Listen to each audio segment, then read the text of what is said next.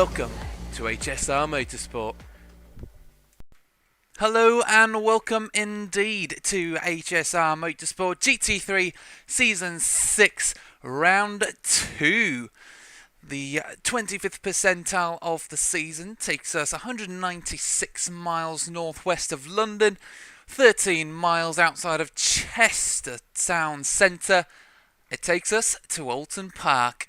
And what a circuit to have our second race of a 8-round season championship, 8-race championship, 8-round championship, hence why I was getting confused.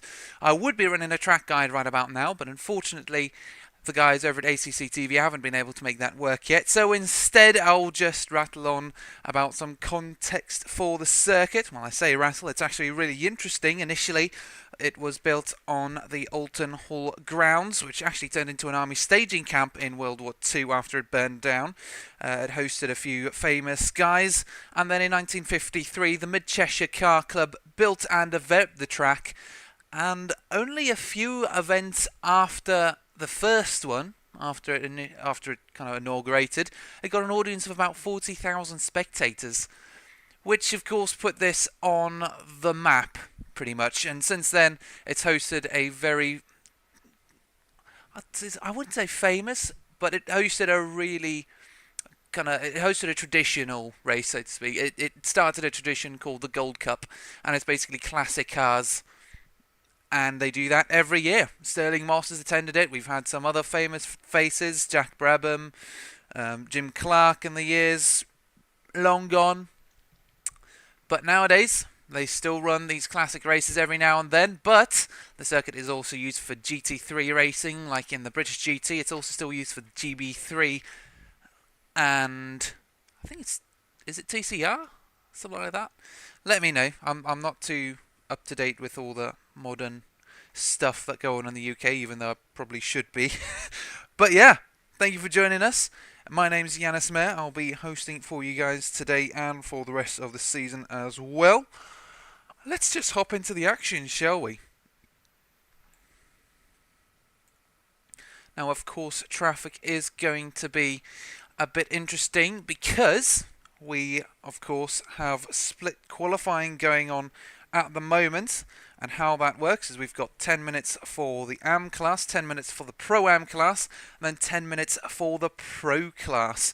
And yes, in case you're wondering, yes, we do have 3 different classes. Pro-Am stands for... Why did I start at Pro-Am? Why didn't I just start at either Pro or Am? Okay, so let's start at Am, which is the first class that qualifies in the first 10 minutes, which is literally just gone. AM stands for amateur, so it's kind of lowest class out of the 3 that we have. It doesn't mean they're slow though, but these are the, unfortunately, guys that would be a little further down. Then we've got the Pro-Ams, which are kind of intermediates, so they're pretty good. It stands for professional/amateur and refers to when a professional would share a car with an amateur in the real GT World Challenge Series. And then you've got professional, which is obviously best of the best. They're going to be fighting out front. Now, as we heard, whoa! Jan Huben on his lap, trying to get a quali lap in. Unfortunately, has spun it down at Shell Oil's corner. Is it? Sorry, my track map's just looking a bit odd. Yeah, there it is. Sorry, my track map's upside down. Yeah, that's why it took me a little bit to understand what that was. So yeah, we've also, obviously since it's a championship, we do have a few things iron out when it comes to the standings. Let's start with the AMs, shall we, since they've just had their quali session. Well, since they've just concluded their quali session, I should say. Right at the top, the man who just spun live on TV is obviously Johan Huben with 44 points after a podium finish and a race win last week at Imola. It was a 30-minute sprint race, so double the amount of points on offer over the entirety of the weekend pretty much. Aaron Manship got P2, also with a win and a podium with 40 points. Nick Broom takes P3 in the championship with fourth and a podium as well. That puts him at 30 points, 28 points for Nicholas Mumtas with a podium and a 4th place. Tony Rucroft in 5th with a P5 finish and a did not finish result.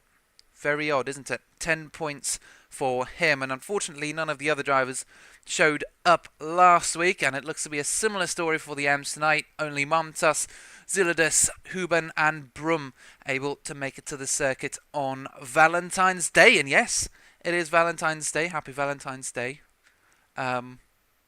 Those of you who are watching right now are in one of two scenarios. You're either single and you've got nothing else to do, in which case you're in good company.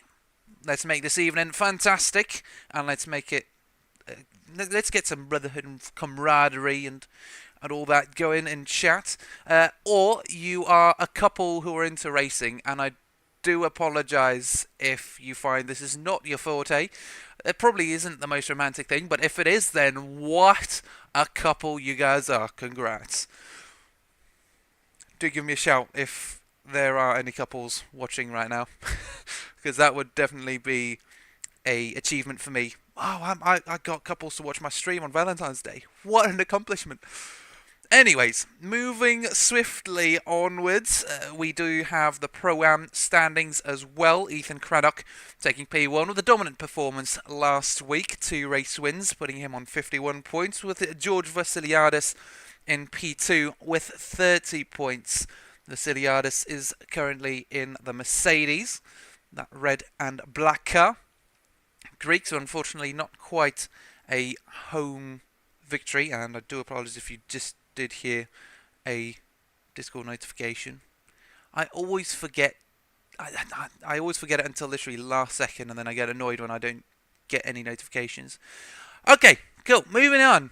Stijn van Onneker, P3 in his Ferrari with P7 and a podium finish for him. And just as I tried clicking on his name, he disappeared. No, there he is. Stijn van Onneker in the DSRT RJB Solutions Ferrari. Again, love the livery as always for these guys. They've been showing up consistently over the course of the last 2 or 3 seasons. So it's been brilliant to have those guys. Josh Redhead in P4 in a Mercedes, picking up P4 and P5 last week, 22 points, and he's on exactly the same amount of points as Alex Owanish in a McLaren, also P4, P5 last week.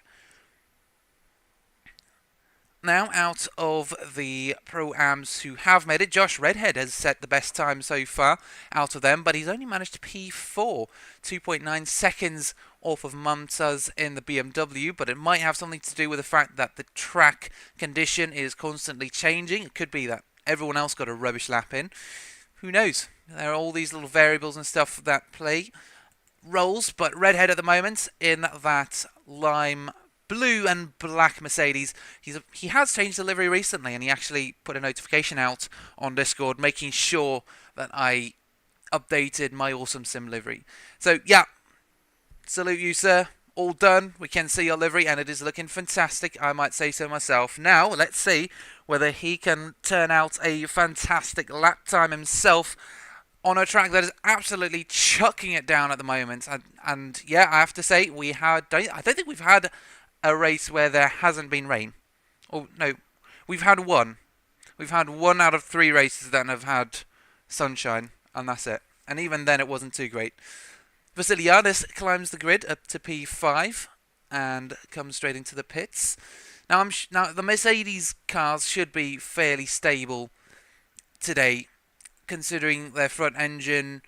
They're going to be really stable over not only the curbs, which you should be avoiding if you're in the wet, but they generally are more understeery compared to stuff like the Ferrari or the McLaren, who have really sharp front ends and the rear just loves to slide around. So, yeah, I could see the Mercedes cars shining, also the BMW, as Mumtaz is showing us, taking...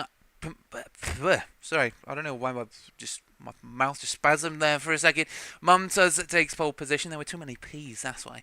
Mumtaz in the BMW, the number 18 car, has still managed to maintain his P1 position. So we could have an AM starting the race right out at the front. We could have a front grid lockout, front row lockout from the AMs, which would make racing very, very interesting indeed if the pros can't manage to get them further down.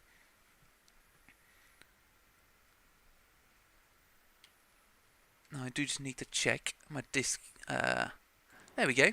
Yeah, thought it would be a good idea to check the OBS just in case something turns up. I do apologise, ladies and gents. It is a bit of a backwards and forwards. I'm trying a new system. I've got 3 monitors. I've got a triple monitor setup now, but I've had to connect one of my laptops to my PC using Wi-Fi because I don't actually have a second monitor to use. I still need a proper cable for that. And I've also got a different laptop with all the other info on it. So, yeah, I'm not going to lie though, it is starting to feel more and more like a commentary box. I'm starting to get more screens up here. I don't actually even have space to put my track map here. I'm literally having to lay it out across my 2 laptops, which makes viewing very interesting indeed. Now, what should make some interesting viewing is Fun Onica currently sending it around the track over the curbs down at turn 7, 8 and 9, up hilltop and into turns 10, 11 and 12 hillips. And we'll go on board for a little track run, if you will, with one of the pros when they get on. At the moment, our top 3 for the AMs are, of course, Mumtaz, Ziludis and Huben. Whoever's in P2, could you please just let me know what that, how you pronounce that? Because I'm sure I'm pronouncing it right, but it's whether, I don't know. Just make sure I'm pronouncing it right, please, because I've had too many times when things just don't. It's the commentator's curse, really.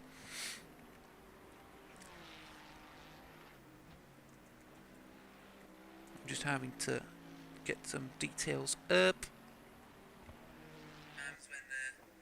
There we go. Sorry, my stream thingamajig wasn't working. Anyways, moving on once more. I know quali isn't going to be the most exciting thing, and especially at a sopping wet Oulton Park, but hopefully we can keep each other nice and warm in chat, and with just general nice chat in general. I've already said in general like 3 times. As you can tell, Valentine's Day hits hard for some, but I don't mind because I get to watch race cars rather than just someone's. I should stop talking. Other than addressing the action, Vasiliadis up into P5. Neville takes P6, P3 in his class, and now Ozdura comes across the line and absolutely destroys the other drivers with a 140.7. And he is stopped over at the side of the road. Nick Neville still going for laps. Well, I say still going for laps. He has now stopped. And that is, of course, the end of Pro-Am qualifying. It is now time for the pros to head out onto the track. And one of the first to be out is Matt Jordan, last season's Pro Class champion. But the drivers who managed to get out ahead of him are Christian Graniero and the Ferrari just behind of Catalessa just left the pits. It's a Ferrari. I know that much. I just don't know which Ferrari. But we'll confirm later. At the moment, let's keep an eye on Graniero. Let's have a quick look at our championship standings. Well, look, I'm the only one that can see them at the moment because unfortunately, yeah, the graphics isn't quite up this season. We're struggling a bit on that department, but hey-ho, we'll get there. Lorenzo Cotalessa leads the Pro Class with 30 points after a podium finish and a top 5 finish last week. Alessandro Penati in P2 with 27 points and also a podium and top 4 finish. Not far behind is Matt Jordan with also podium and a top 5 finish, P3 and P4, also on 27 points.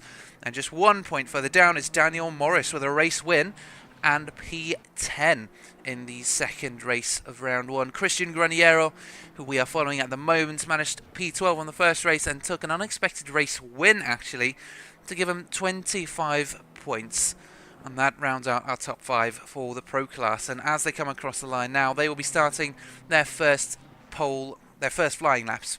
So I was just looking at Paul Mumtas is still in P1, Ziludis P2. So, yeah, it's going to be very interesting to see how the pros then have to deal with the slower cars ahead of them if the conditions are constantly getting worse and worse.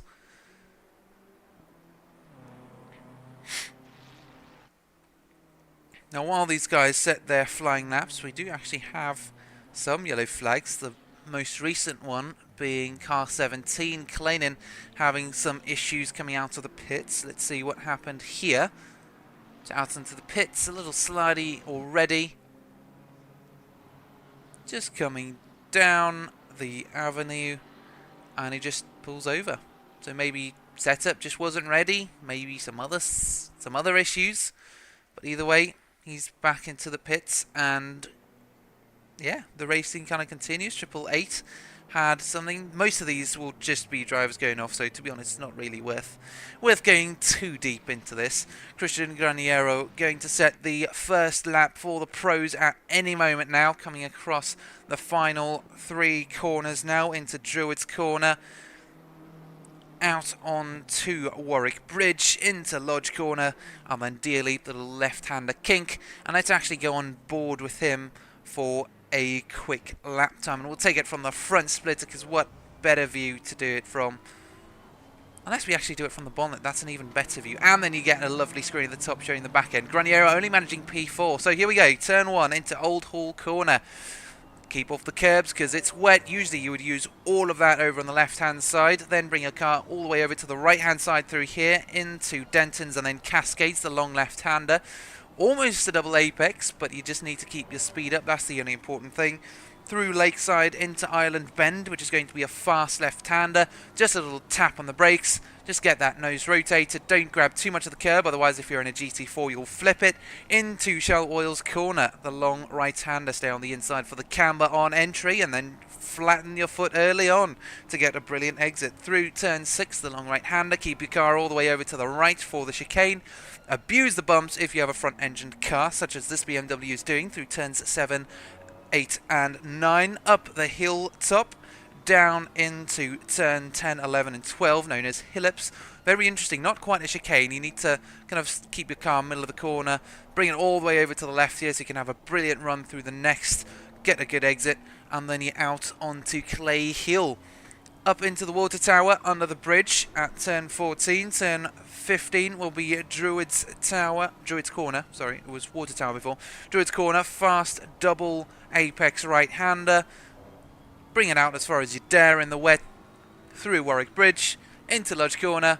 Right-hander, well, this is a very interesting corner because it starts with a compression, then decompresses on the exit, so you need to be very aware of what your rear end is doing. Up through Dearleap, across the line. Where can Graniero come out at? He comes out at P4, but Munter still stays in that pole position. Now Kleinen had a very good lap time. That was the driver we saw come back into the pits, but in the time that he was P2, we've just had 2 more drivers suddenly come across the line. Penati taking pole position away from Mumtaz by only 1500ths. Mumtaz putting out an impressive performance for the AM class. Tsapanidis, or Tsapanidis, again, sorry with the apologies for the surnames. It is always quite a fun thing to try and learn. Tsapanidis, I'm assuming in Tsapanidis in the Mercedes. Very similar livery to that of Vasiliadis. So Kleinen just came across the line, but unfortunately couldn't manage an improvement. They're halfway through qualifying now, so things should start spicing up as they go along. Tsapanidis actually on an improvement in Sector 1. So we'll see whether he can keep that improvement going through Sector 2. Can he just keep that going? He does have some traffic ahead. A Porsche, by the sounds of it and by the looks of it, and that will be Hubert down in P9, Joshua Hubert. And in terms of where these guys came out last week, we didn't see them too much, except unfortunately for Hubert's usual little run into the grass and the gravel traps. And I hate to say it, but for some reason there is usually a link between Imola and Oulton Park when it comes to tasting the fine European soil. Or should I say European? Because England left Europe during Brexit. I'm not too up to date with that. Joshua Hubert at the moment, just to give some context, he's down in P8 with 12 points, and Sapanides is P10 with 10 points. Almost could have read that wrong if I didn't check further along. Lucky, isn't it? Also, thank you, Anvil, for the like and the message. Single Awareness Day, absolutely. It's not. We didn't call it out. We didn't call it Valentine's Day for couples. It's Valentine's Day because it kind of just makes you aware of how single you are. But that's enough talk about Valentine's. Let's keep it to the racing, shall we? Tapanitis absolutely flying through Cascades. Did you guys see how he absolutely sent it through that long left-hander? Absolutely brilliant. He's going to be pushing hard.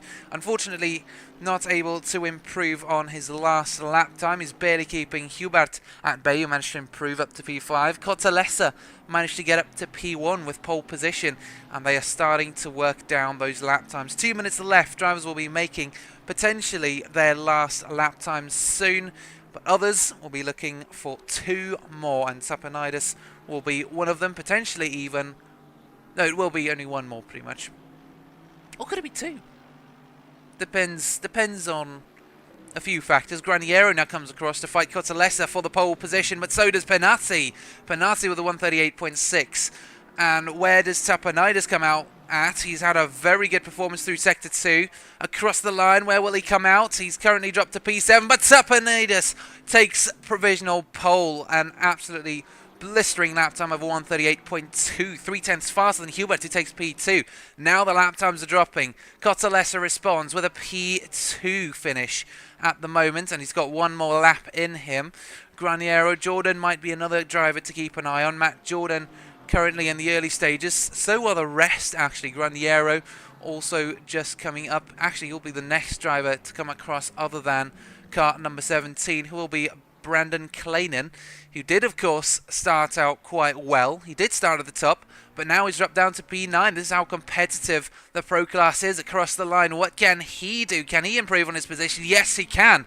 Up to P2. He's got 1 more shot at this. Alessandro Penati also improving massively, but we've got car 78, Christian Graniero, who's going to cross the line first. This is going to be a very interesting couple laps ahead of us and a few minutes ahead of us. Graniero improving through Sector 1 and Sector 2. How will his Sector 3 fare? Sliding across the penultimate corner, Druids Corner, now into Lodge Corner, turn 16 and then turn 17. Dear Leave only lies ahead, out onto the curb, and where will this put him? Coming across the line now, he's dropped to P7, makes it up to P2, just like Kleinen did. That's Graniero, who will cross next. Car 58 spun, car 1 will come across. That's Joshua Hubert, also spun. Oh my goodness, drivers just left, right and centre, not able to keep their cars on the grid, and that will then conclude their lap times. Matt Jordan takes P3, car number 84 comes across to take provisional pole at the last second. Graniero will be one driver who can potentially fight back. So will Kleinen. He's also got an opportunity, and in fact Kleinen is actually absolutely sending it on this lap. I'm not sure anyone else will be able to respond and actually improve on their lap times. Kleinen will be the last man to make any moves. Sapanitis holding on to provisional pole for the moment, barely beating out Graniero and Jordan. Where will Kleinen come? He is now through the final corner. Dearly, the long left-hander. Where will this put him? Across the line. Can he improve? Yes, he does. It is pole position for the man in the orange and black McLaren. And there we go. That concludes our qualifying for round 2. Very intense final couple laps from the pros. But now, grab yourself a drink, grab yourself your favourite snack, and join us in just a few moments for an hour of racing here at Oulton Park.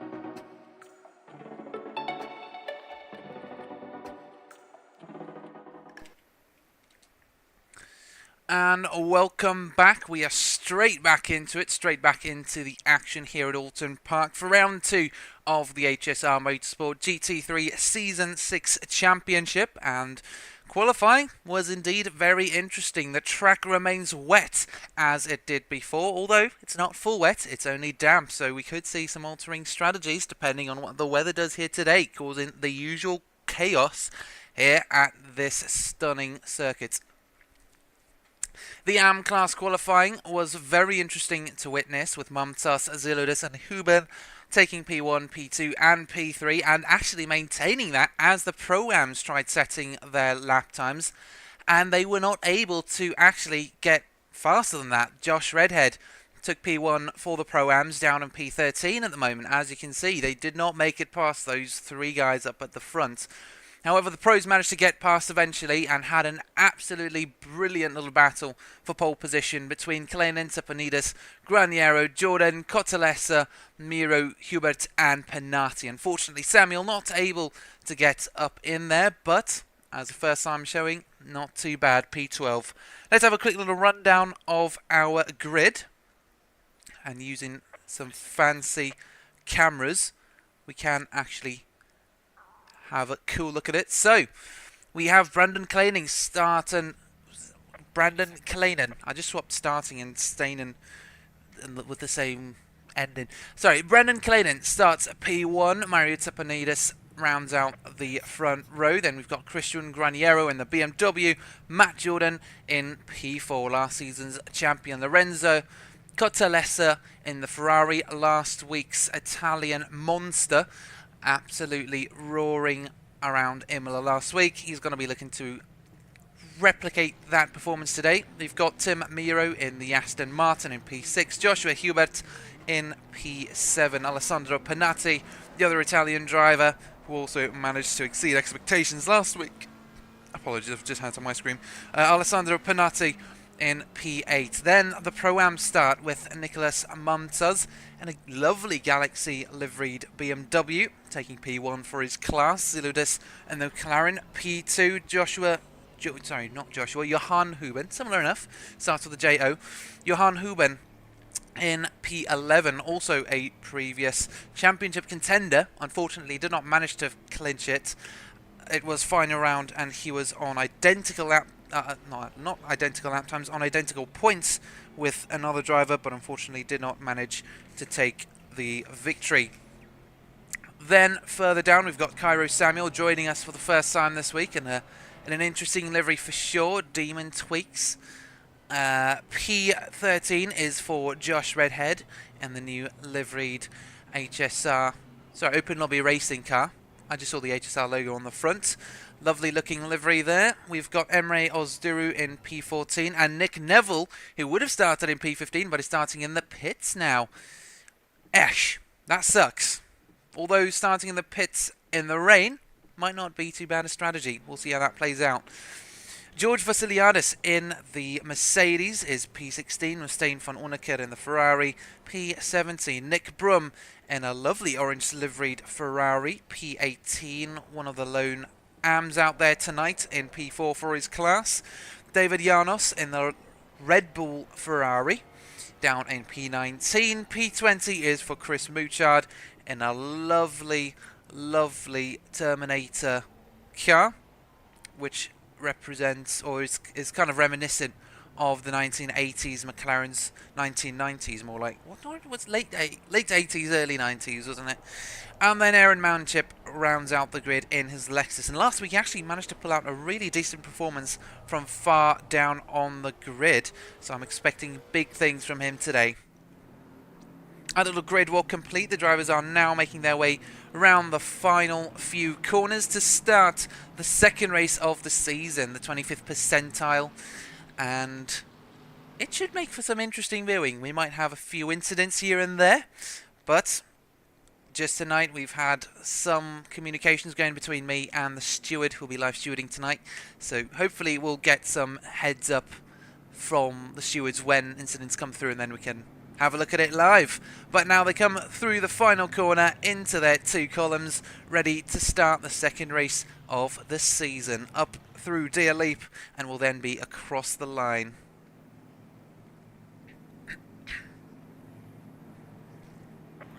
And it's go time. 21 cars go roaring down to turn 1 to start. 60 minutes of racing, and the McLaren is straight on that defensive line. Further down, the BMW was looking towards the inside, didn't manage to get any space. Tsepanides managing to close that gap. Matthew Jordan now makes his way around the outside of turn 1 and turn 2 into turn 3. He's got that move sealed, and everyone nip and tuck through here. Just keep it clean. Don't get onto the curbs too much, otherwise you might see some red mist later on. Cottalessa is looking fairly racy behind the two drivers. Let's see where he can come out. George Hubert is going for the move down the inside. Not sure, backing out, going back in, backing out. Not quite sure whether he could make that move stick, and probably discretion the best part of Valor in the first section of this race. You can already see the different classes breaking off. Cairo Samuel bringing up the rear, and he's kind of just off of Miro's tail. But then you can see Montas in the BMW behind, and already there's gap forming between Miro and Panatti. So we'll see how that gap grows over the course of the race. We do still have an hour to go. Johan Huben had a rough start by the sounds of it, right down in P21 at the moment. Nick Neville in P20, but I think he might have something. No, sorry, yeah, that's just pit time. I'm just not used to seeing those graphics. But coming around the final corner for the first time this race, it is Kleinin who remains in P1, P2 for Tsepanides, and Matt Jordan manages to get up into the final podium position early on in this race. Now gaps are already forming. Stein van Onneker, though, trying to keep the gap small as he goes side by side with Mouchard and gets ahead through Deersleep. He is, of course, trying to catch the Mercedes ahead of George Vasiliadis. Is there going to be a replay for that? Well, let's see. Let's go for it. Here we go, down into one of the final corners. Mouchard got on the inside, and it was just a little bit of space trying to be given by the Ferrari. Side by side, Mouchard goes in too deep, too hot. The Ferrari tries to get up the inside, and there we go. Vasiliadis gets 2 for the price of 1. Both go wide, and he just says, hey, I'll take these 2. Thank you very, very much. And that puts him all the way up into P number 15.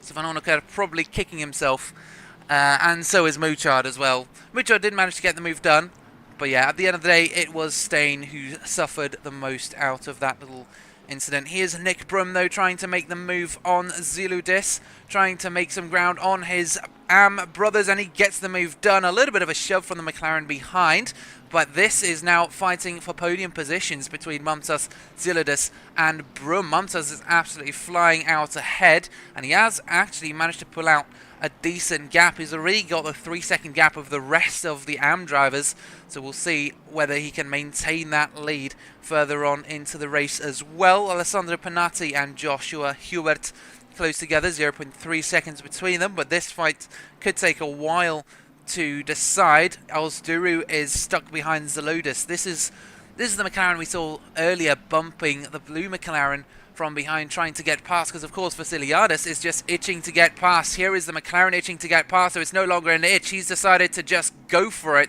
and absolutely rip off that scab down the inside, forces his way through, and that has got the move done. He's got Vasiliadis now trying to make some progress on the blue McLaren behind. Can he make any progress really quickly? No, he can't, not quite, and he does have a 15-second time penalty as well, so we'll just have to keep that in mind later on in the race as well. That will come into effect when he makes his pit stop.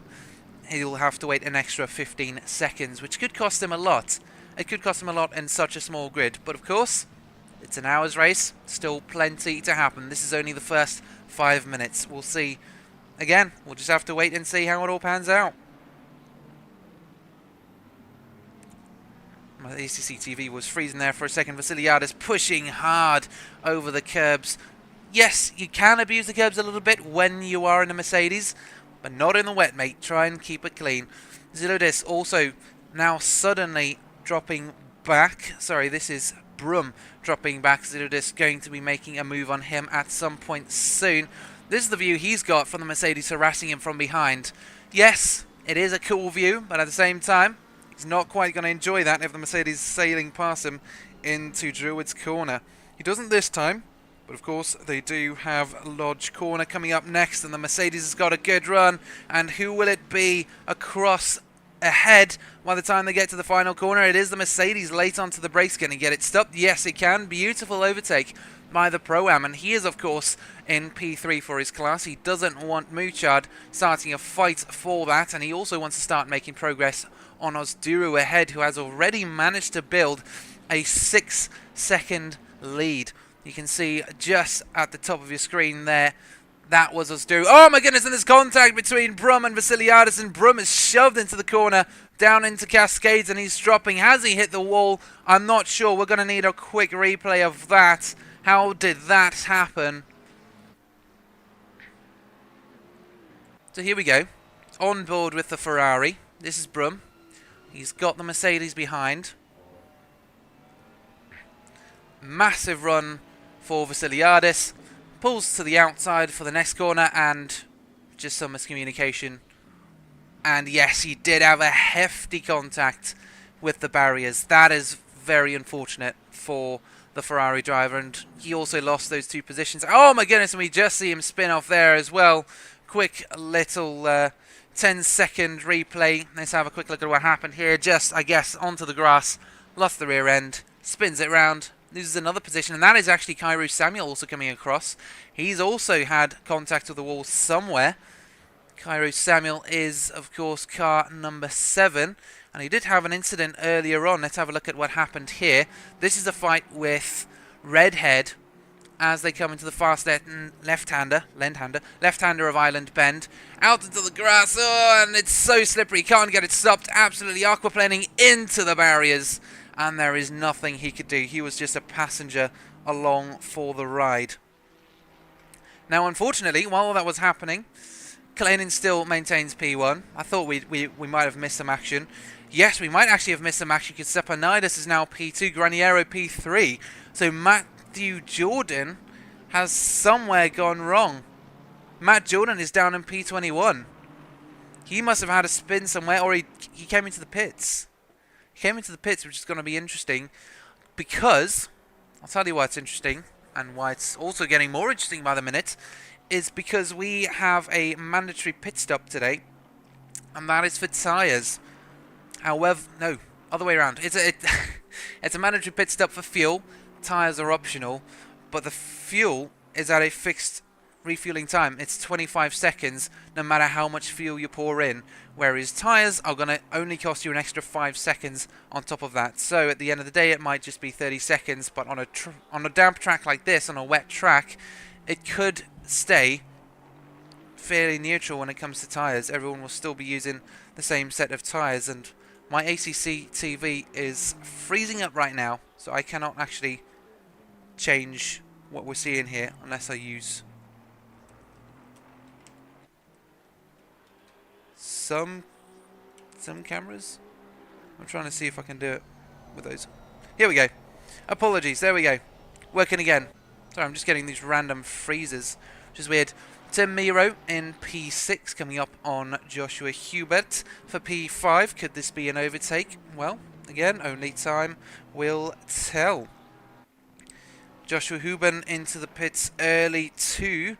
What has happened there, I'm not sure, but let's see what happened to Matt Jordan, car number 22. He did have an issue earlier. Here it is. Let's have a quick look at what happened here. So here he is, following Stepanidis in the Mercedes through Island Bend. Is it a little too far wide? Onto the grass, yes it is. Similar scenario to Cairo Samuel. Did he get it stopped? Not quite. He tried going for the gap, but unfortunately met the barrier instead, and now has also added a lovely cooling vent to the front of his Aston Martin. Chris Mouchard is right up on the back of Janos now. Mr. David Janos in the Ferrari also had some sort of shunt earlier on, car 24. Let's see if we can find out what happened to him. We are seeing plenty of penalties roll in right now, so I'm sure the stewards are hard at work. They are indeed doing their job. Chris Mouchard, though, looking to the outside to get the move done, and Mouchard just sails by. Janos not really trying to fight that in the slightest. And, I mean, he's got damage. He probably knows he's not going to get anything done. It's not quite worth fighting right now. Let's just start back in behind. Take the L for now, but we'll get it back later. Maybe. All I know is he's just given up the P5 position for his class. Drivers with penalties, of course, include Panati in P4 with a 5-second time penalty. Vassiliadis with 25 seconds. How did that happen? Nicholas Mamtas, though, rapidly dropping down the grid. We're just missing the action here as Ozduru went past Vassiliadis, apologies. And, yeah, Mamtas is just currently being left in the dust by the faster drivers. Vassiliadis ahead, though, trying to make some early progress onto Ozduru for P2 so that he can start working on that race lead, and that 6-second gap before has dropped down to about 0.4 seconds now. Mercedes versus McLaren. This could turn out interesting into turn number 10, because that corner is, of course, a lovely long braking zone down into a chicane. And we've just had our first... Oh, I think we just missed... Yeah, we just missed Ozduru. Yeah, sorry, it was at this precise moment that I just looked down at my phone to see the notification brought in by a race steward. Apologies, we will rewind appropriately to have a quick look at this. So into the first chicane, turn 7, on the braking, and oh my goodness, it was just a curb and he looked like he wanted to get to the exit. And yeah, did a lovely little spin to get back on track. Lovely stuff. Great recovery from the McLaren, but unfortunately that does mean he's lost that position to Vassiliadis. Fortunately, only one position. The grid has already started splitting up so much. There are already several large gaps forming between drivers. And yeah, Ozduru, he's still got time to make up the gap to Vassiliadis, but considering how quickly the Mercedes driver managed to close the gap to this car, I think that might be a bigger task than he imagines. Hubert still chasing down Panati for P4 so that he can start working on the gap to Graniero. That gap between Graniero and Panati has grown to about 10 seconds, except that Panati is rapidly gaining ground on Graniero, who I think just lost some traction, or it's just, for some reason, the ACC TV timing going, hey, I'm doing weird stuff, look at me. But at the moment then, your race leaders are Kalinin, Sapanidis and Graniero for the Pro Class, Redhead, Vassiliadis and Ozduru for the Pro-Ams, Montas, Zaludis and Brum as your AM Class leaders. Huben, the 99, had an issue earlier. We can't actually find that. Yes, we can. Here it is. Also in a DSRT Aston Martin. So out of the final corner, he's with Manchip now. Round the outside of Deer's Leap, across the line into turn 1, side by side. Giving plenty of space and given plenty of space. Oh my goodness! And on the exit, yeah, just some miscommunication there between the two cars. On the exit, they just closed the gap. I think Manchip thought, since he'd given so much space and he hadn't taken the gap, he could close that door now, and then found actually, while the Aston Martin on the exit is going to be using a little more speed, he's going to open up that line, he's going to get understeer, and as a result, just sails right into the back end. So that's probably why Huben's got the 10-second time penalty. Well, that can't be it. He was at Huben much closer. Yes, there was an accident. Was that the accident first? No, there was a second accident involving him. A yellow flag, I should say. It was the same... Sorry, this is the same incident. So we'll just have to watch it again. Unfortunately, ACC TV does not allow you to interrupt the proceedings, so to speak. But yeah, just really unfortunate contact there between the two cars. Yellow flag... No, well, that's the one we're just watching now. It was an accident. I do apologise, ladies and gents. They did list it as two separate incidents, and for some reason we're seeing the same incident. But we will instead follow Joshua Hubert. Oh, is it literally allowed? Are we literally following Josh Hubert now? during that time. Yes, so that was what Joshua Hubert was up to while that contact happened. And while we were looking at the replays, Hubert and Penati are still in their same positions. Hubert trying to test the waters. He's trying to see if there's blood in the water, trying to put a little bit of...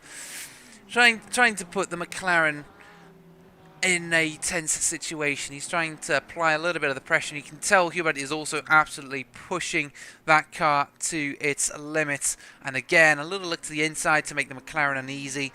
But Penati's probably seen it all. He seems to be keeping it nice and clean, but that Porsche is looking very impatient behind.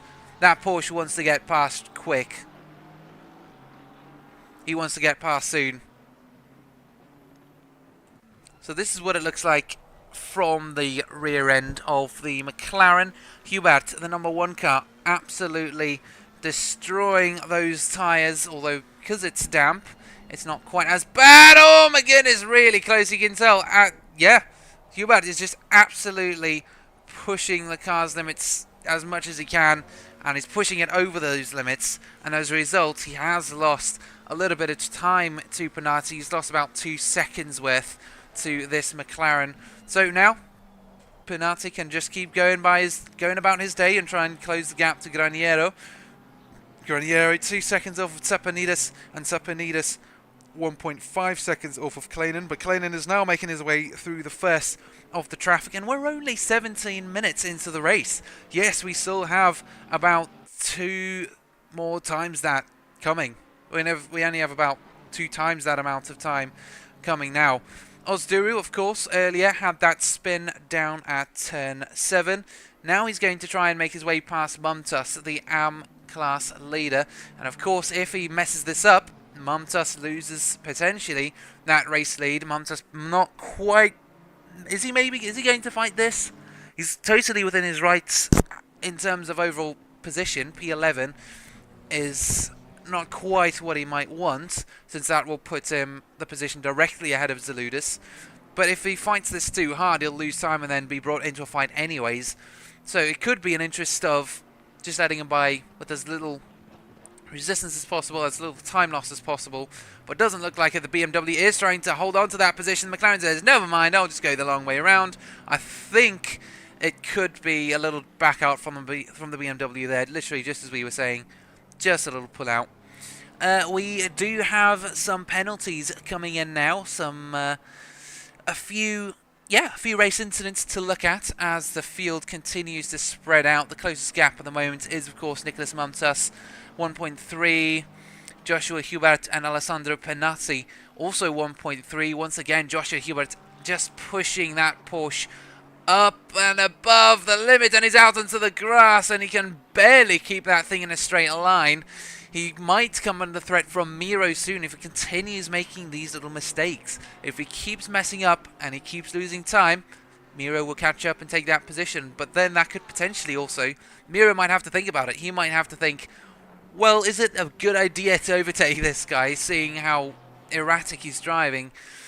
I mean, in a Porsche in the wet, definitely killer combination. You're gonna kill yourself if you're not careful with it. And Hubert has flirted with danger many a time tonight, and as you can see, flirting with it once again. But the Aston Martin's closing. He's only within a second now, 0.8 seconds to Joshua Hubert ahead for the Aston Martin, so could end up in a battle sometime soon. But yes, we'll have a look at some of these penalties then. Lorenzo Cottelosa, the cause of a yellow flag, and he is down by corner number 5, Shell Oil's corner, in the barriers. That is not good news. That is not good news at all for the 163. Let's have a look at this incident.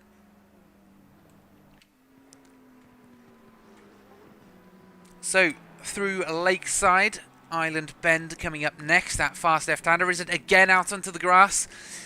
Yes, it is. Same thing, and he's heading straight for the barriers, and bang!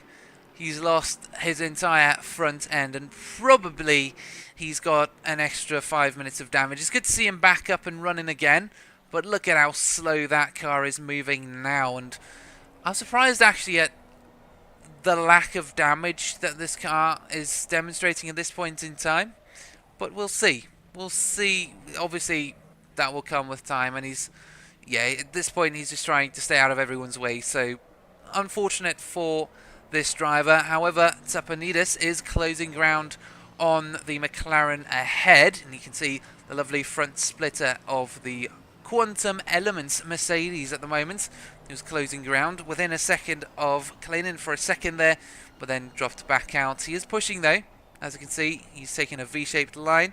This should put his exit in good stead, and he'll be closing that gap to the car ahead, I can imagine, for sure. Cotalesa continues to drop. Zaludis, white flag. What happened here? I'm just getting white flags everywhere. Car number 66. Did we have something come through here? Car 163 is causing a lot of flags, but that is obviously Cotalesa Brum coming up on to Cotalesa now, and you can see Cotalesa putting onto the gravel just to make sure he doesn't affect anyone, and he'll be pulling into the pits as well himself now, I'm assuming. He can make this pit stop though. Actually, I think I just noticed what might be wrong with the car, why we can't see the front damage. It's because his right whole wheel is probably at 90 degrees, which is not good in the slightest. You can see all the tyre marks left on the right-hand side of that car. And Marios Tsapanidis continues to close the gap within a second now of the race leader. So this could be a fight coming soon as well. Matthew Jordan, unfortunately, left the race. We only have 19 cars now. Who else left? I think it's Cairo Samuel who also left. So unfortunate first race of the season for Samuel. Matthew Jordan, again, yeah, just really unfortunate for all of these guys. Simple mistakes can absolutely kill you as a driver.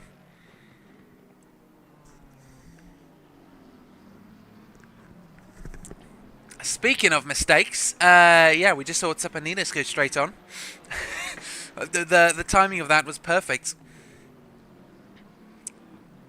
Tsapanidis, you know you're supposed to stay on the racetrack, yeah? When we're talking about mistakes, you're not supposed to make them. You're supposed to avoid them. Well, yeah, he continues his run. Let's we can have a quick little breakdown of what happened there. Even could we? I might be a little too far back now. We'll leave that one. Instead, we shall have a look at some incidents that our awesome race stewards have pulled together. Around 8 minutes into the race, we have contact between Cotalesa and number 58, who is going to be Penati. So this could be the reason why Cotalesa dropped down the grid much earlier. So 8 minutes in. Car 99, 11. Yes, 163. Let's have a look at what happened here. So Cotalesa and Penati into the chicane. Hubert just behind. Cotalesa turns in, finds... Actually, there's a McLaren there. Penati's there, rejoins, and stays out the way of Hubert, who just says, oh, well, I'll take that position as well. And then Cotalesa is tossed into the gravel trap, keeps it going at least. But yeah, that was his race kind of not quite ruined, but not ideally concluded when it came to the overtake, for sure. Now, I'm still wondering why Janos has got a slit on the front of his Ferrari, the number 24. I can't see any incidents involving the number 24 yet on my ACC TV, but we might have something from the race stewards, and yes, we do. Car 666 and 24 had an issue earlier on. Here is a yellow flag 13 minutes in. Let's have a look at what happened here. So this is, I'm assuming, Van Onneker, Mouchard, behind. And just off into the grass, rejoins. There's Janos. And I'm assuming whatever happened here, just where it cuts off. No, because he already had the damage before that. So what happened? What happened earlier? I'm still not seeing anything with 24. It might just be some fake damage. I don't know. We'll have to see. But at the moment, yeah, unfortunately, we still don't know what happened to David Janos' front end. because it is looking very, very worn, isn't it? Unless we saw him absolutely... We've seen so many drivers absolutely charge into the barriers at turn 5. You know, it wouldn't surprise me if this is what happened to Janos as well. Some other penalties to look at as well. Well, before we do that, we've got Nick Neville on a white flag. Was there some sort of incident there? I don't know, but he's trying to chase down Van Onneker in P14. He has made his pit stop, of course, with the early stop after the chaos. And he's back out now trying to close that gap to Van Onneker and get past Huben as well, who has got 10 seconds, so he's got that extra advantage over him. Could grow a little bit. Any other incidents? So let's have a look. Car 99 and 29 just right at the start of the race. Car 99, I believe I found it. Let's see what happened right at the start. Right, well, interesting scenario this. Never seen this one before. Aston Martin, I wonder who that is. Comes to the inside. Alexis gives him plenty of space. Still leaves him room on the inside. The Aston doesn't take it. Turns in and then finds, actually, the Aston's still there. And I could have given him some more space.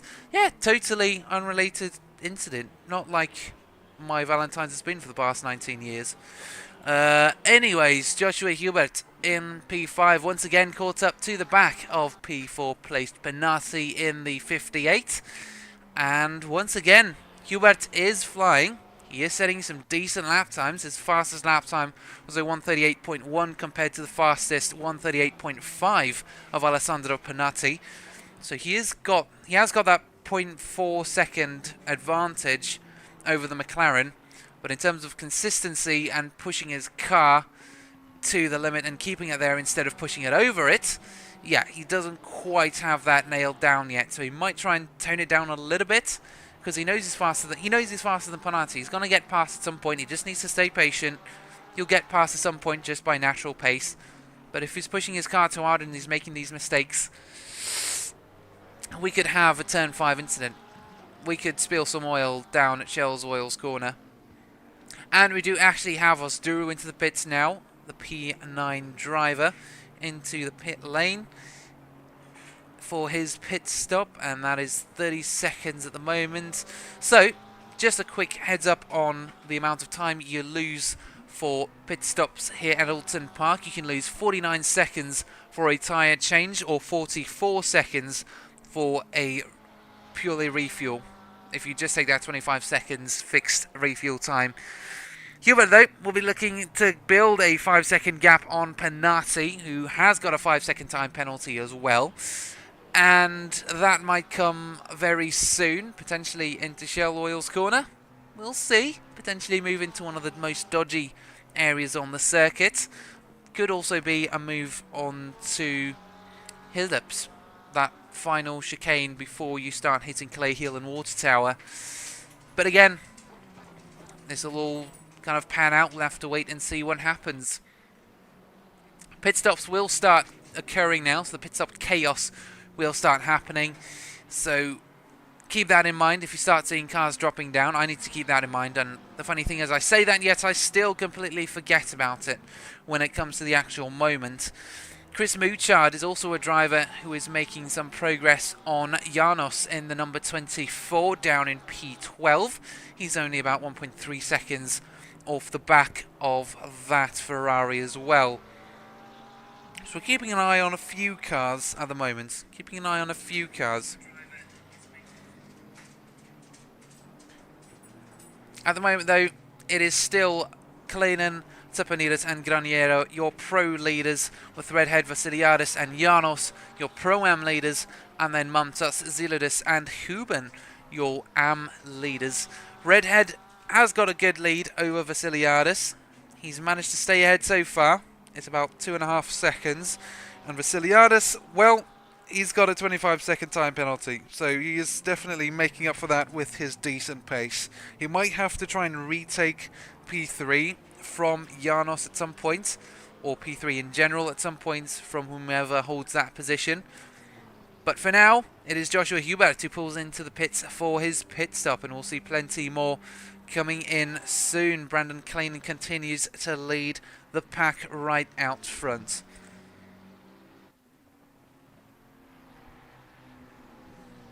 We do have a few more penalties to look at. Car 29 and car 11, who is going to be... Let me just see.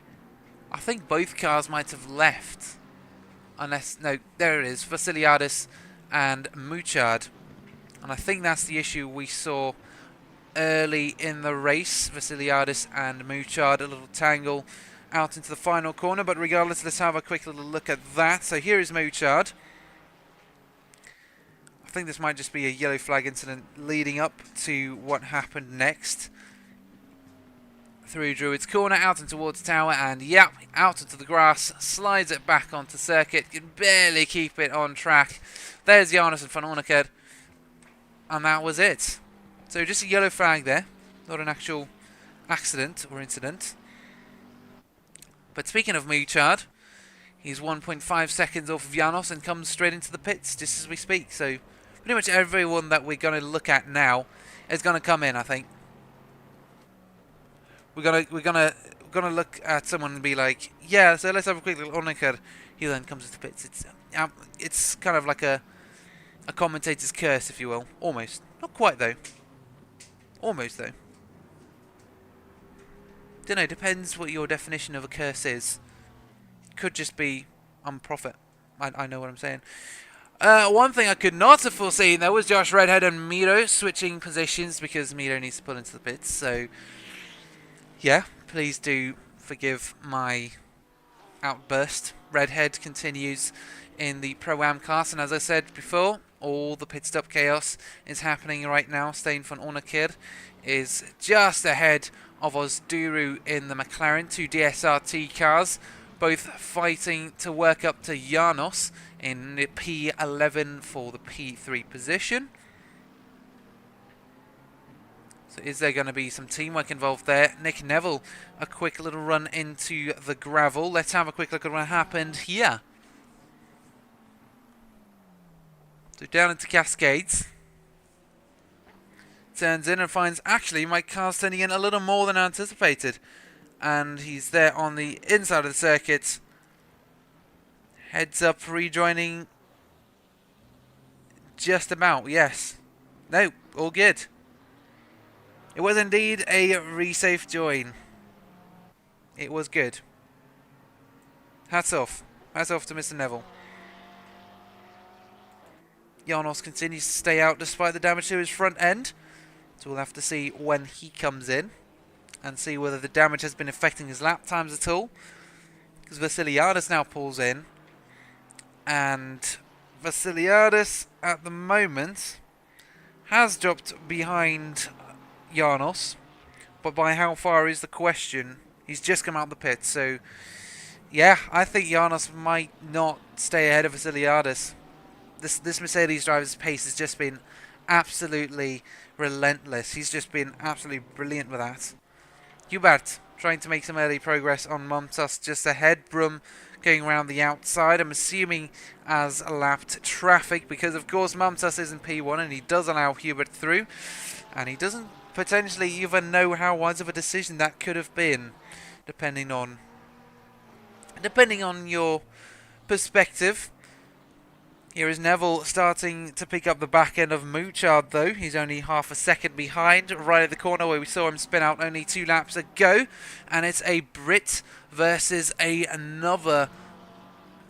well, it doesn't actually tell us what nationality is, but I'm assuming Chris Mouchard does sound like quite a British name. Oh, and it's something to do with these Porsches that just absolutely love diving down the inside for the late braking, isn't it? Down into turn number 10. This is going to be a terrifying scene. Well, he might not even get there, because before we can even go there, he's gone straight off into the grass, and Nick Neville nips up P13, and as a result, he picks up P5 for the Pro-Ams at the moment. But of course, not all the pit stop chaos has concluded yet, so we might see some more positions swap around and indeed change hands. Tapanidis once again pushing lap times and pushing the car ahead. He's got Brum all over the back of him, which is quite odd to see, really. Brum is down in... Is that Brum? Yes, Brum is down in P3 for his class at the moment, down in P15.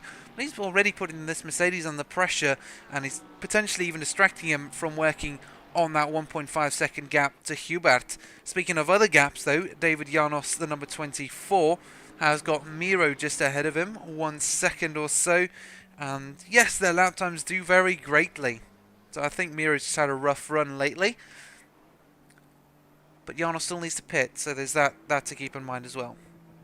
Josh Redhead and Brandon Kleinen now choose to pit. Graniero will pick up the race lead, but of course, now is the time to push and close the gap to the car that was previously leading so that you can stay ahead when he comes back out. How well that will work out for the Italian driver, though, that is indeed the question. So almost everyone's done it. At the moment, Montas is in the pit right now. Janos still needs to pit. Huben still needs to pit. So does Pinati and Graniero. You can see... No, you can't actually see Pinati. That's a Mercedes in the background. That's not the McLaren. So the gap between Graniero and Pinati has opened up to about 10 seconds. Here's the BMW diving into the pits. Barely gets it stopped. Beautiful stuff. Where will Kleinen come out? Well, firstly, where will Pinati come out? He is just over into the pits. Kleinen is now on his way. It's a 49-second stop. Remember that. So Kleinen has to try and build on the lap times and try to get there as quickly as possible. Pinati does have that 5-second time penalty, so it could work in this McLaren's favour. Hubert, though, not wanting to let Kleinen get away and have a nice run up into the race lead. Kleinen is going to be defending for his life into turn 1. But now let's see where Graniero comes out. Graniero is 40 seconds into the pits. He'll be coming out any second now. Here's Kleinen just coming to the end of the pit lane. Where will Graniero? He's just started moving. Can he get out before Kleinen gets there? Because if he can, he won't have to deal with Hubert or anything like that. And Graniero emerges out of the pits, and he has managed to get out ahead of Kleinen. Pinati now only starts moving and emerges behind this pack of drivers. So Graniero now takes the race lead after a good pit stop, potentially even just a poor stop from Kleinen. It was a 14.4 second stop though, which doesn't quite make... Wait, hang on. No, that doesn't quite make sense. Not 14.4.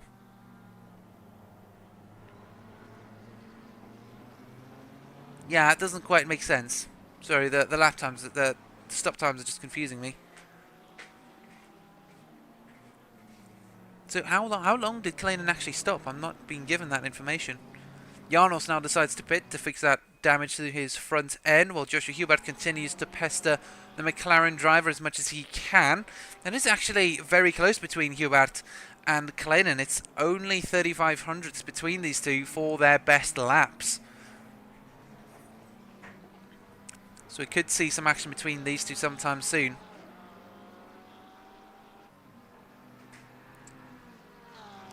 Yeah, I still can't figure out what the pit stop time for Kleinen was, though. All I know is that Tsapanidis and Pinati both decided to go for the extra tyres. So did Miro Ozduru. George Vasiliadis obviously had his 25-second time penalty, plus the 30 seconds potentially as well. Montas also took the tyres, as did Nick Neville. I mean, it's only an extra 5 seconds at the end of the day, but if you're fighting really closely, those 5 seconds could cost you. So that could be the reason why Brandon Kleinen lost that position to Christian Graniero. But he has got a faster lap time, and it's almost a second faster his best lap time. And actually that was his last lap time. He's absolutely sending it right now, and so is Mario Tsapanidis, only 3/10 behind. How will their lap times now compare? It's 6 seconds between Kleinen and Graniero. If it's a second a lap, could this be 5 laps before we see it happen? Well, 5 laps. Let's do the quick calculations. If it takes a minute and a half, let's say a minute and 3/4 to finish a lap, 5 minutes at least, add 15 over 4, That's going to be another 8 minutes and a few seconds. So he'll then have plenty of time to still battle with him, but he's got Hubert to ride up his bum. So we could see some stuff happening here. What we might also see is Ozduru and Miro come head-to-head. Again, DSRT RJB Solutions providing us with ample entertainment on this fine Friday evening.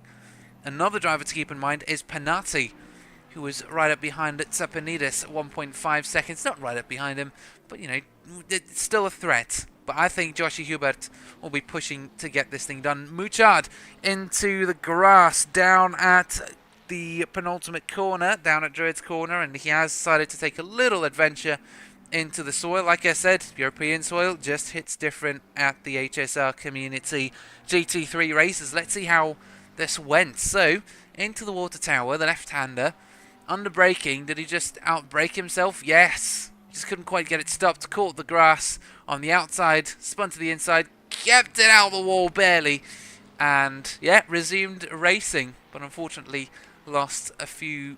I'm not sure he lost any positions actually. He might only have lost out to Brum. But even so, Brum and Van Onneker. Oh my goodness, he's just come out of the pits. Did we just miss something? Yes, we did just miss something because he had a drive-through to perform.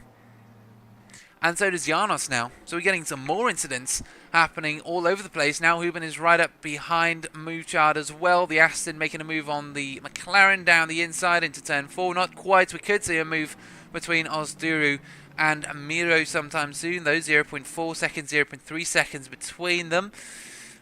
And Hubert is still just not able to close the gap to the car ahead. Not quite able. So at the end of all the pit stop chaos, Graniero takes the Pro Class lead with Klein in P2 and Hubert P3. Good performance from the Porsche driver. In the Pro-Am class, we've got Redhead, Ozduru and Vasiliadis. So not much change there. Vasiliadis is coming up on Ozduru now, so we could see another fight once more for P2 breakout between the Mercedes and the McLaren, which could make for some interesting viewing. We've seen these two battle it out before, but the battle was very short-lived, I have to say. And then in the AM class, it's Montas, Brum and Hubin, who are your AM class leaders. And there's Ozduru into the grass, and he's still on track, though. He's still on track. If you dip a tyre into the grass, it is very unlikely you're keeping control of your car. And if you do, very good. You're a great driver. Massive fight going on for P15 now. Mouchard, Hubin and Zaludis. Zaludis suddenly out of the blue in his blue McLaren, trying to make a move for P2.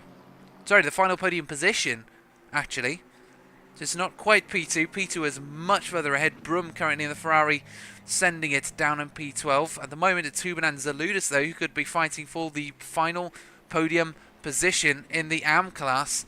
Ozduru is not too far ahead of Vasiliadis either, 0.5 seconds. But that gap is closing. I think this might be another fight to keep an eye on.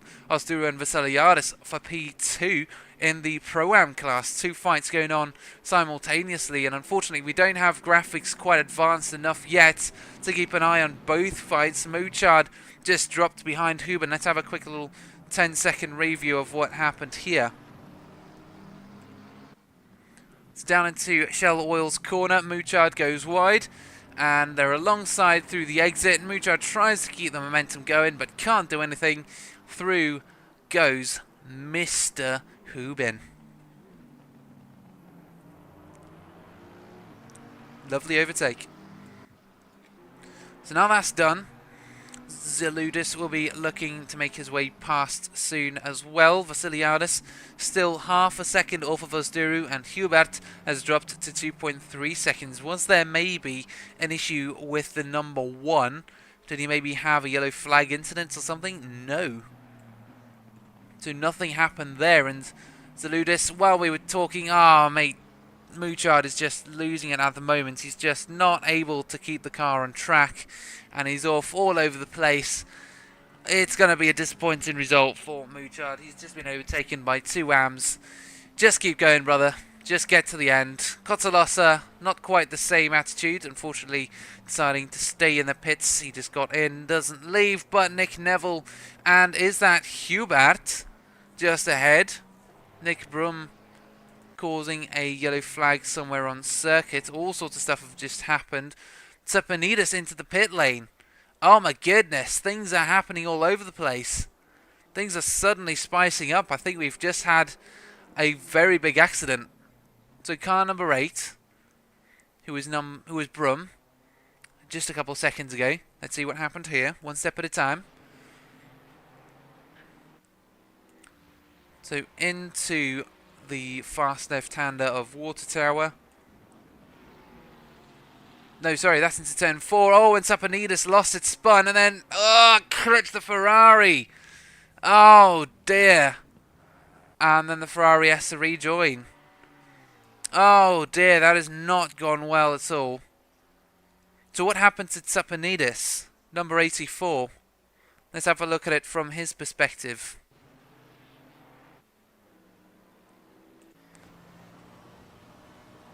So here we go. Again, through the fast left-hander. Ran out wide onto the grass. Same incident we've seen 5 times tonight already. Straight into the path of oncoming traffic. And maybe is he maybe just not holding his brakes? I suspect so. I don't think he was holding his brakes.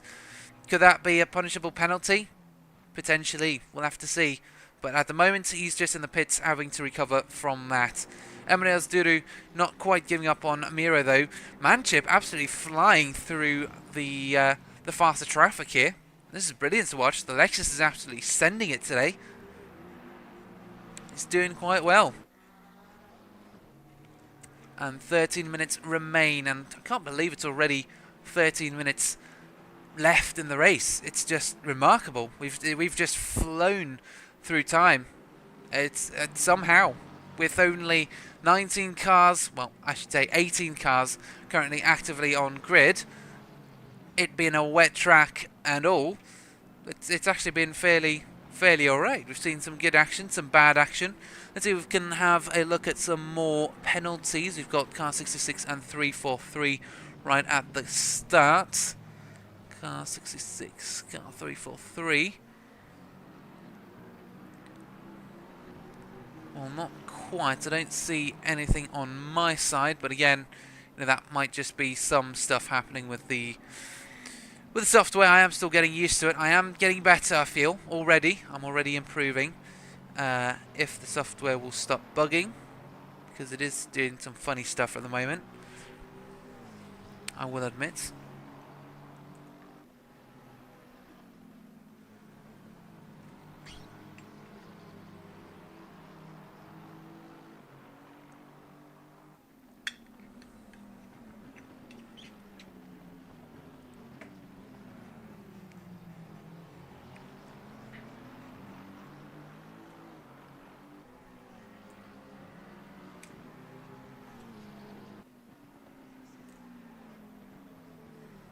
And yeah, my ACC TV is just like completely frozen.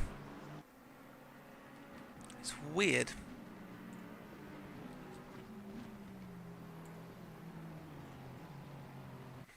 Please bear with us, ladies and gents, as we try and get these issues sorted out.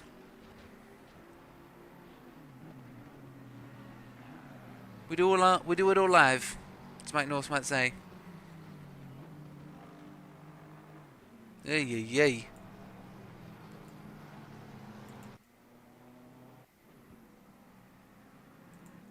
So for some reason, I can click on these guys.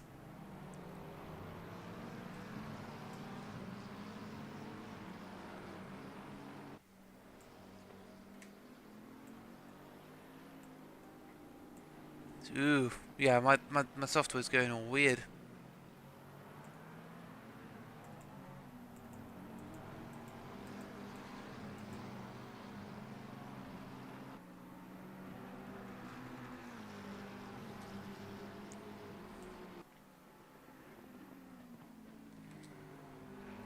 Okay, give me just a moment.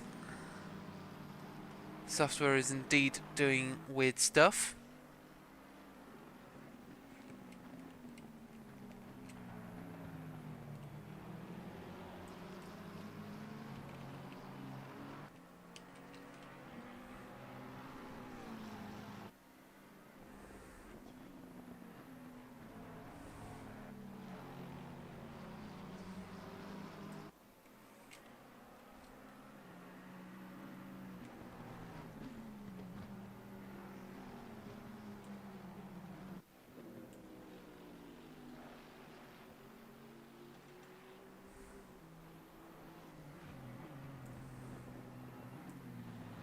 Yeah, beg your pardon, ladies and gents. We're having technical issues.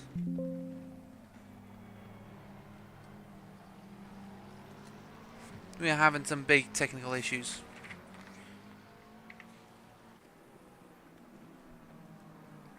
Hopefully this works.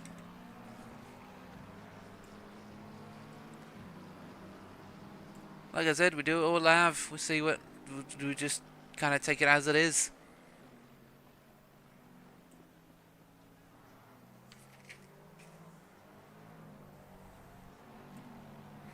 There we go. Open that up. See what happens here. Click connect. Hope it stays on. And there we go. Nice and easy. Cool. We have connected once again, but I think we have just lost all our replays and stuff, which is very disappointing.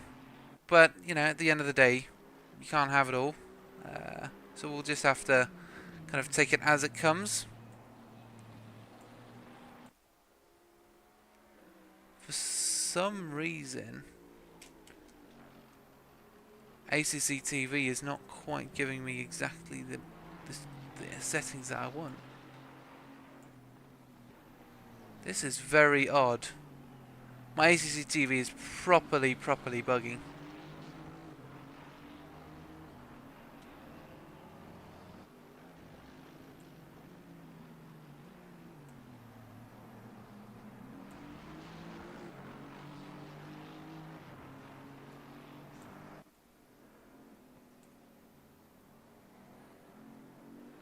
Please just work this time. Why are you doing this? There we go. Okay. Things are happening.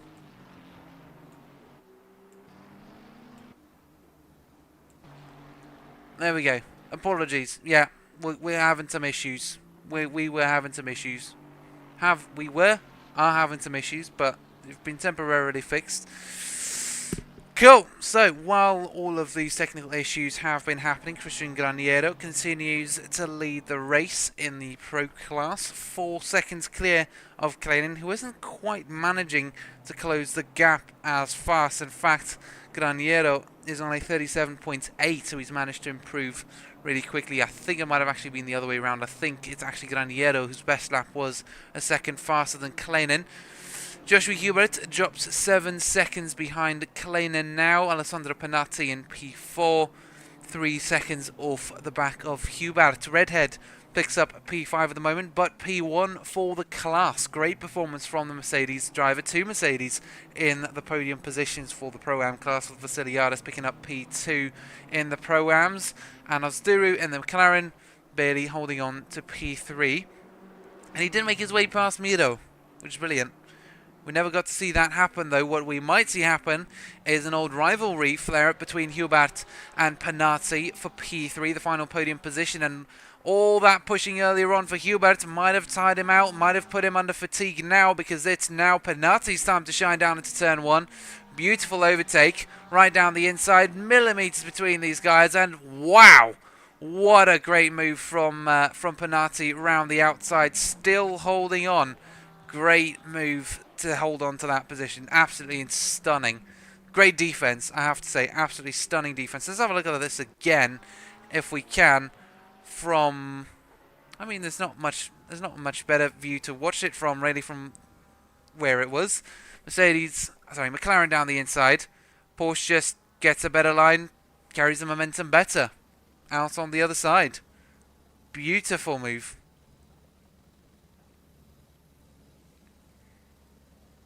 And then Panatti still half a second behind Hubert. So again, that could flare up at any moment. All the other guys, though, yeah, not really too much between them. Panatti pushing, he's got a 137.7, so fastest lap of the race for him at this point in time, with 5 minutes remaining. Can you believe it? It's already been 55 minutes of action so far. Not quite non-stop, but we've had some good stuff to watch. Both, well, I say good, could be either good or bad, depending on your perspective and your opinion. But yeah, unfortunately, we have no replays to look at, so it might be a slightly... Well, I say we might not have one. We've got a yellow flag for car 11.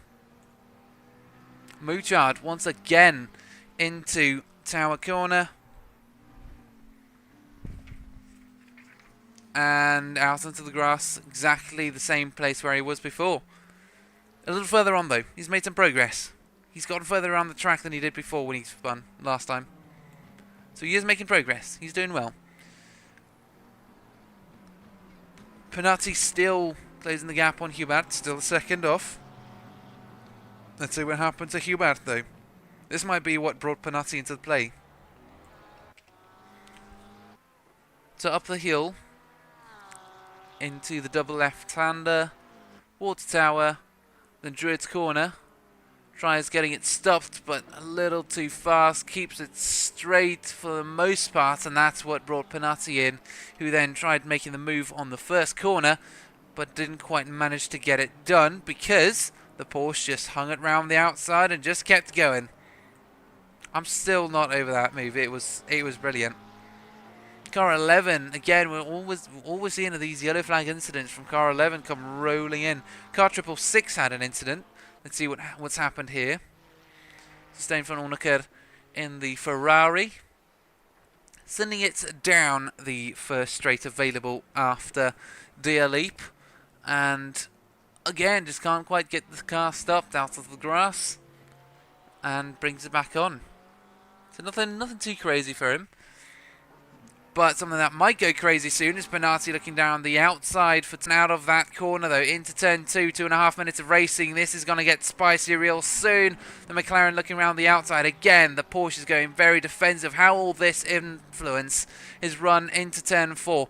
A dart to the inside early for the McLaren. Can he get alongside into turn 4? It's going to be a dodgy place to make an overtake. He has to back out slightly, and I think he has decided to pull out, and he's millimeters away from the grass on that right-hand side. It is now Penati's turn to become aggressive and make a move on the Porsche. Hubert's moves earlier on have come back to potentially bite him in the backside, as Penati now has the upper hand, it seems, with a faster lap time. And actually, he has got a 1.3 second faster lap time since the pit stops. And look at how defensive Hubert is going.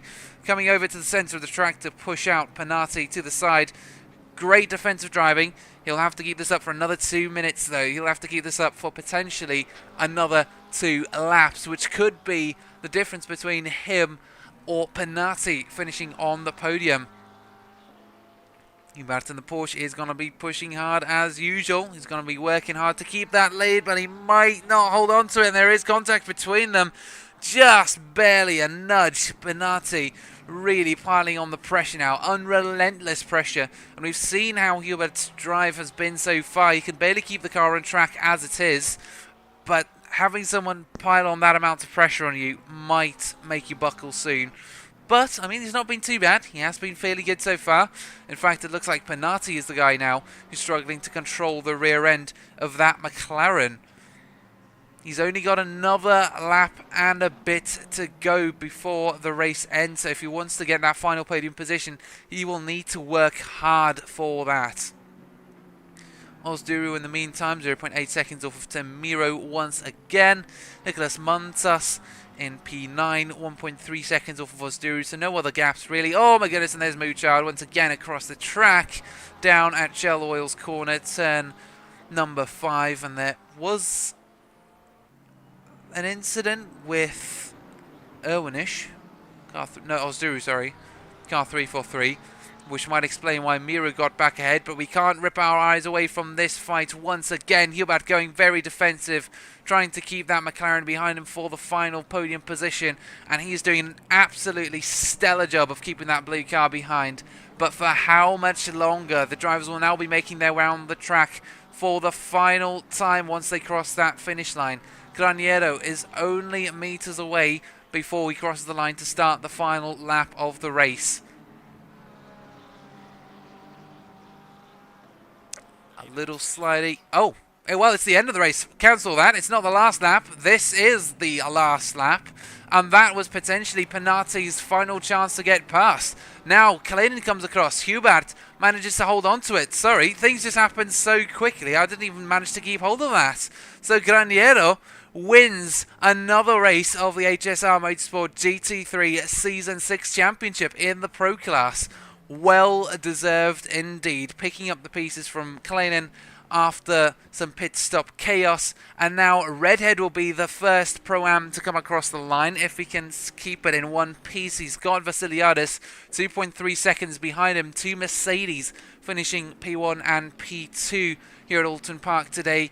Now he just needs to get to the finish line without spinning out. Can he do it? Well, I don't think that's really the question we really need to ask, and it's a question that will be answered in only a few more meters as Josh Redhead now comes through Deers Leap and across the line to win the second round of the HSR Motorsport GT3 Season 6 Championship. And Vasiliadis also more than happy with that result. Ozduru in the McLaren will be coming across soon himself to also take the final podium position. Montas also great performance from that driver in the BMW. He took the race win for the AMS with Huben P2 and Zaludis P3.